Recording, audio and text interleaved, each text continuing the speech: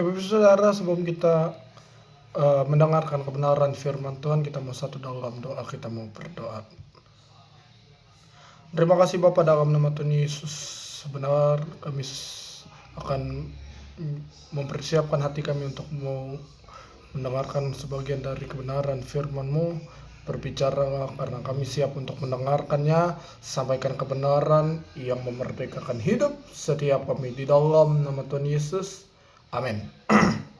Ya Bapak Saudara, bagian firman Tuhan pada hari ini terambil dari kitab Injil Yohanes pasalnya yang ke-21 ayatnya yang pertama sampai ayatnya yang ke-6.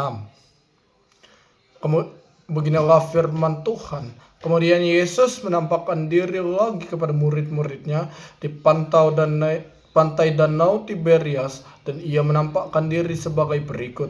Di pantai itu berkumpul Simon Petrus, Thomas yang disebut Didimus, Nathanael dari Kana yang di Galilea, anak-anak Zebedeus, dan dua orang muridnya yang lain.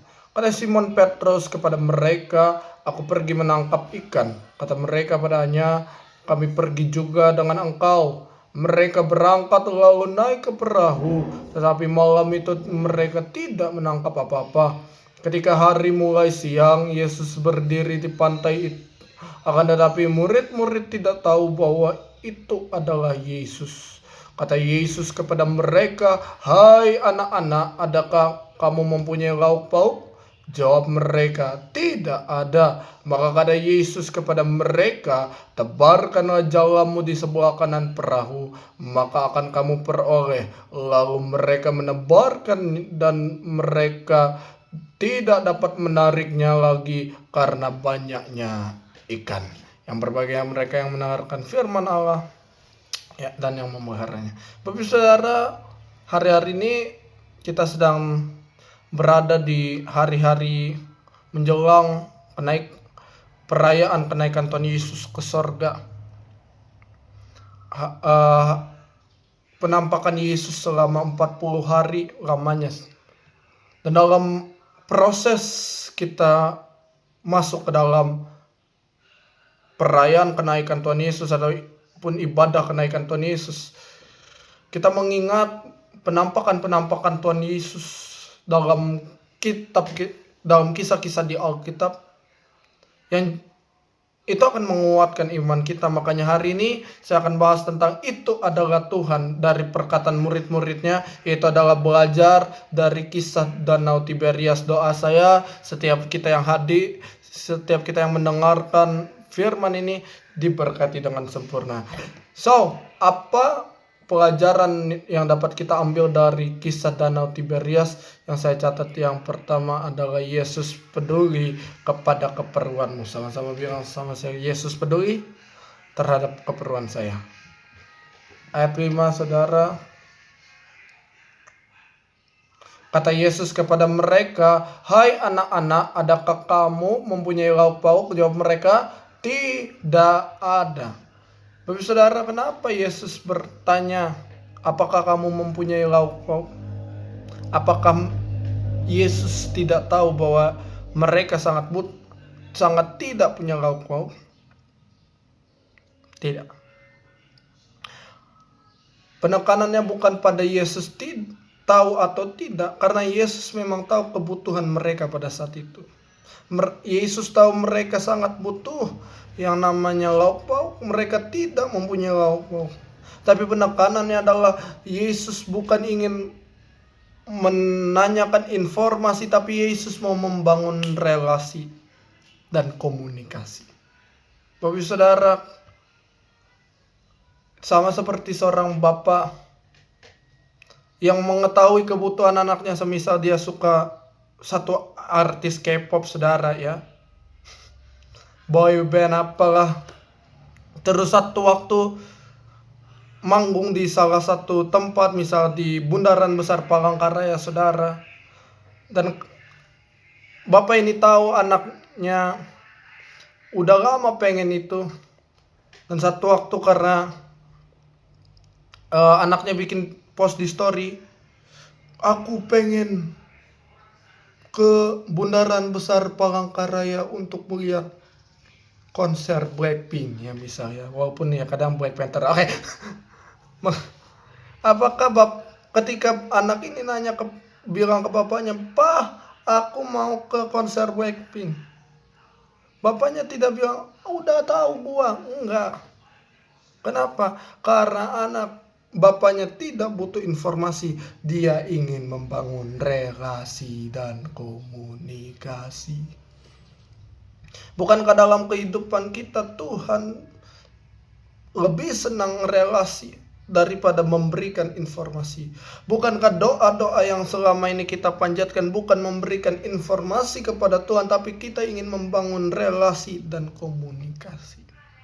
Bukankah pujian penyembahan yang selama ini kita naikkan bukan untuk memberikan informasi, tapi ingin membangun relasi? Bukankah setiap rasa syukur yang kita panjatkan bukan memberikan informasi, tapi relasi dan komunikasi? Tuhan Maha Tahu, tapi Dia ingin membangun relasi dan komunikasi. Ayat yang ke-9 bilang, ketika mereka tiba di darat, mereka melihat api arang dan di atasnya ada ikan dan roti. Yesus menyediakan segala yang kita perlukan. Kau tunjukkan kasih setiamu, Kau menyediakan yang ku perlu. Filipi 4 ayat 19 bilang, Allahku akan memenuhi segala keperluanmu menurut kekayaan kemuliaannya dalam Kristus Yesus. Sekali lagi Dia ingin membangun relasi dan komunikasi. Bukankah dalam suatu hubungan relasi dan komunikasi ini penting?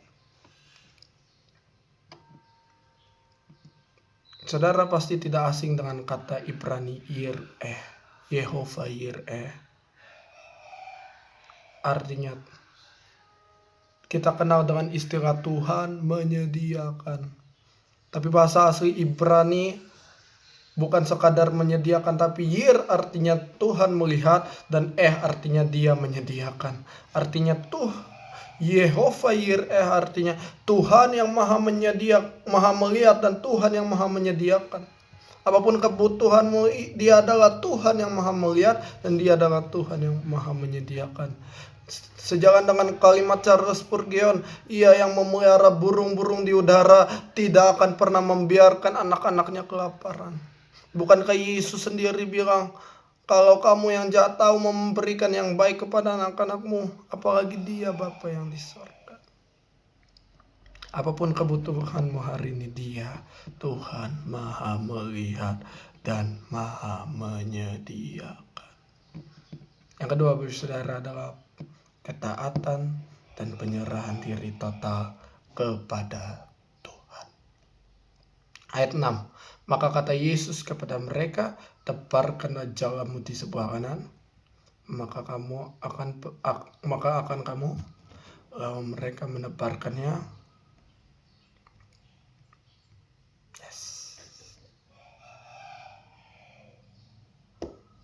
Saudara, sebagai seorang nelayan, pastinya Petrus dan murid-murid ini, Petrus itu latar belakangnya emang tinggal di daerah pesisiran pantai. Emang kesehariannya dia nelayan. Bahkan waktu Tuhan Yesus manggil Petrus di Lukas 5, dia adalah nelayan penjala ikan. Tapi dari seorang yang bukan profesi nelayan, Yesus tiba-tiba bilang, tebarkanlah jalamu di sebelah kanan. Logikanya pada saat itu,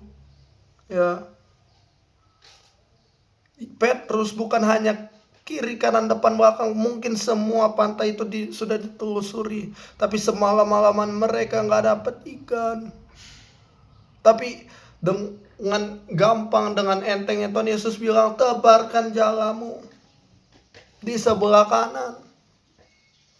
Kalau Yesus boleh bilang, Tuhan, semua pantai, semua danau ini sudah telusuri ya. Tapi enggak. Petrus taat, mereka nebarin jalan.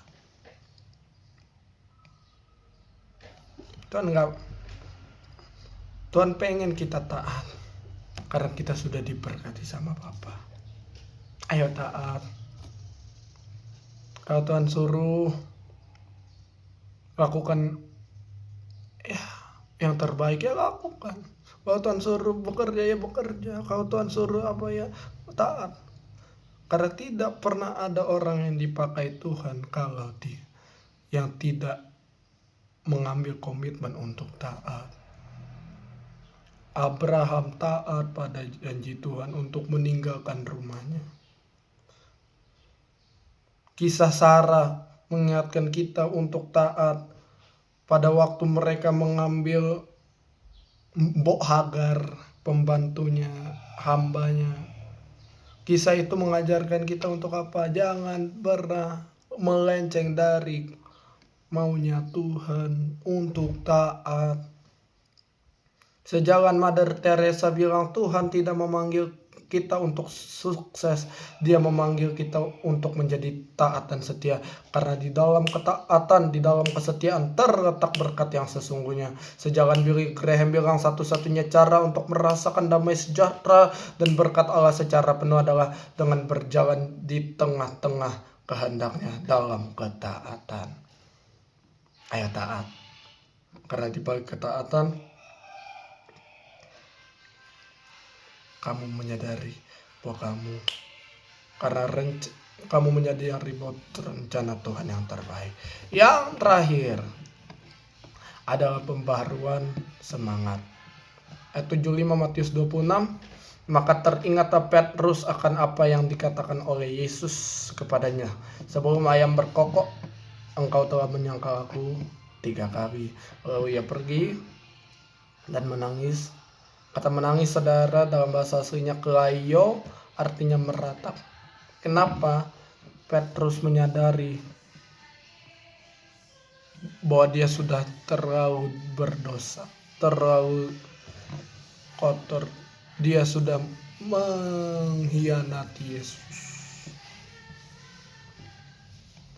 Tapi nggak berhenti sampai di situ, nggak berhenti sampai dia nangis-nangis, sampai dia meratapi nasibnya, nggak berhenti sampai dia sujud-sujud, nggak berhenti sampai dia mengeluarkan air mata. Ayat 7 dalam Yohanes 21 bilang, maka murid yang dikasih Yesus, maksudnya Yohanes, berkata, itu Tuhan, seperti judul kita. Ketika Petrus mendengar bahwa itu adalah Tuhan, maka ia mengenakan pakaiannya, karena sebab ia tidak berpakaian, lalu terjun ke dalam danau. Ketika dia melihat Yesus, semangatnya bangkit. Beda dengan Yudas yang mengkhianati lalu bunuh diri. Karena dia bertemu dengan sang kasih karunia, semangatnya dipulihkan. Karena kita bilang orang yang bersemangat dapat menanggung kesulitan dalam hidupnya. Apapun yang menjadi tantanganmu, bersemangatlah. Ayo datang kepada Yesus, semangatmu akan dipulihkan. Kita satu dalam doa, kita mau berdoa. Tapi saudara, berapa banyak di antara kita yang sudah tidak lagi bersemangat dalam mencari Tuhan. Ibadah seibadah. Ayo kembali. Karena kita dijadikan berharga oleh Dia. Betapa ajaib dan dahsyatnya Tuhan kejadianku.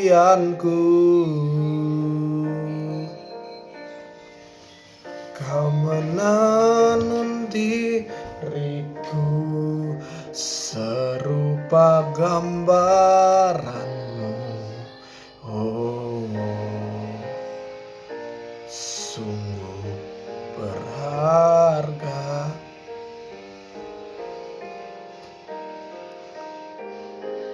Hari ini aku di hadapan Tuhan.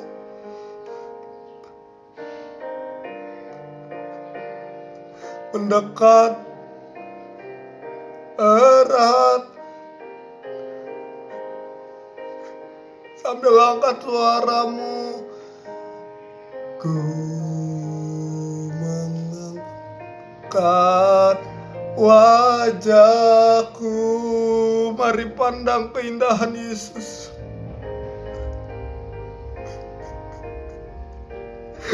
Bilang sama Tuhan, syukur. Di sepanjang hidupku, hari ini kamu yang udah jauh dari Tuhan, katakan, dan ku angkat tanganku Tuhan,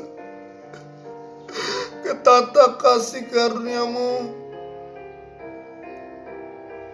Niam, tak sekalipun Tuhan tinggalkanku.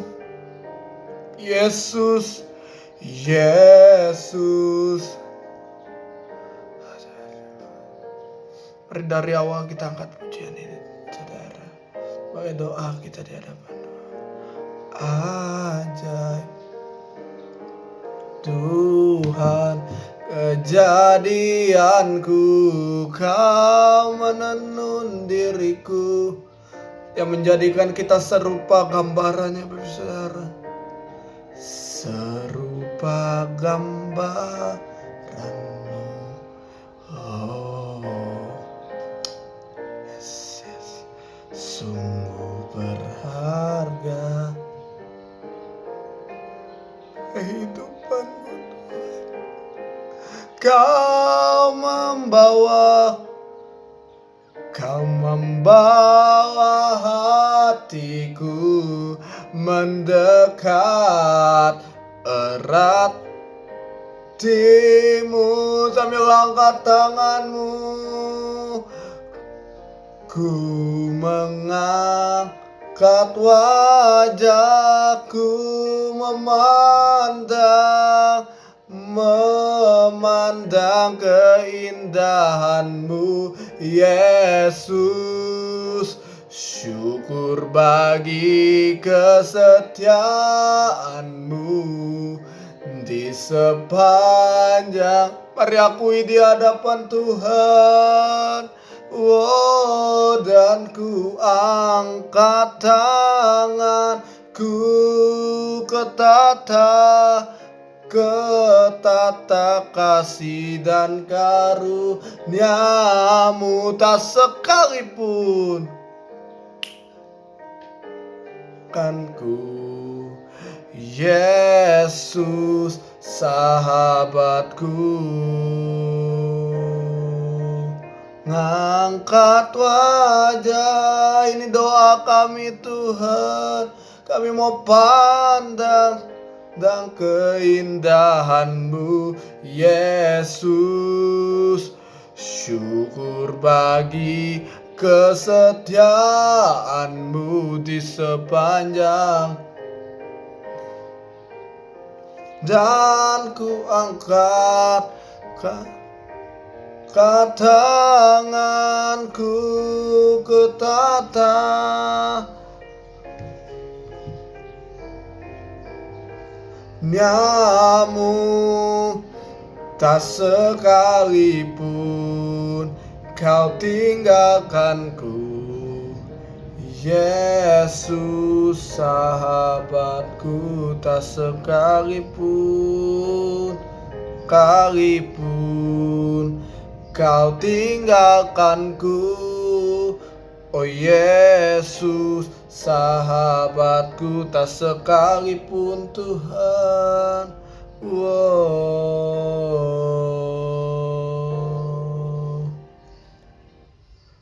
Mari angkat tanganmu, pandang Tuhan hari ini. Pandang Tuhan, pandang Yesus yang mengasihimu, pandang Yesus yang mencintaimu, pandang Yesus. Yesus gak pernah tinggalkanmu. Yesus selalu ada di setiap hidupmu. Yesus selalu ada.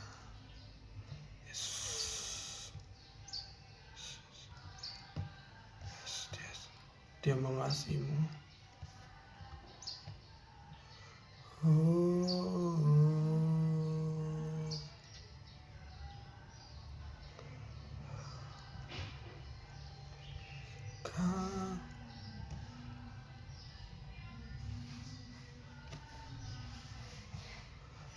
Mari, mungkin kamu sudah mulai lelah. Mari sembah Yesus, sembah Yesus. Kekuatan di hidupku, ku dapat di dalam-Mu. Kau teguhkan hatiku,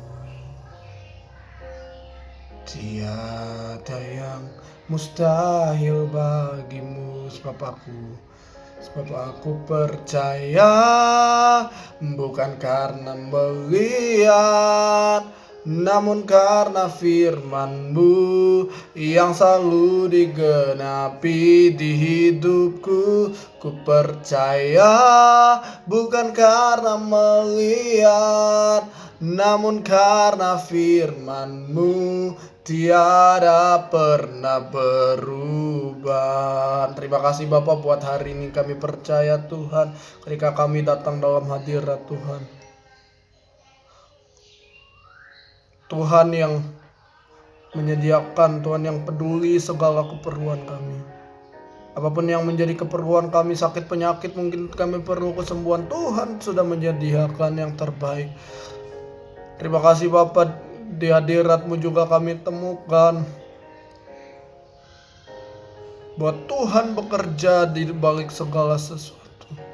Tuhan meminta kami hanya meminta untuk taat pada Tuhan. Dan Tuhan memberikan kepada kami pembaruan semangat. Karena orang yang bersemangat mampu dan sanggup menghadapi segala penderitaan dalam hidupnya. Terima kasih Bapak. Berdoa dalam nama Yesus. Yang hari ini sakit dalam nama Tuhan Yesus sembuh, ada pemulihan Tuhan. Yang menanti pasangan hidup, Tuhan berikan yang terbaik dari Tuhan. Keturunan ilahi diberikan Tuhan. Hari ini yang mengalami letih lesu berbeban berat, Tuhan memberikan kekuatan.